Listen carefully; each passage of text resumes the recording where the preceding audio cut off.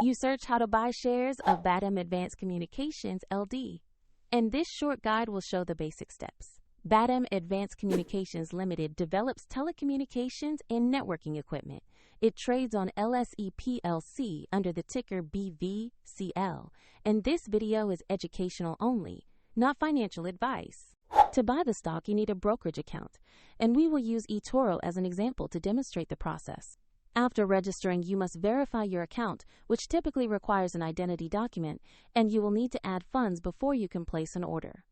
Use the platform's search box and type the ticker BVC.L to locate Batm Advanced Communications on the exchange. Make sure the listing shows LSE PLC so you have selected the correct corporate share. Open the asset page to review basic company information and a live price chart which help confirm you have the right stock.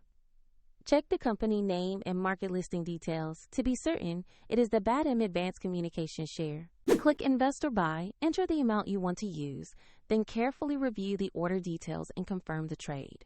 If the market is closed, your order may be queued as pending, and if you don't have sufficient funds, the platform will prompt you to add money before confirming.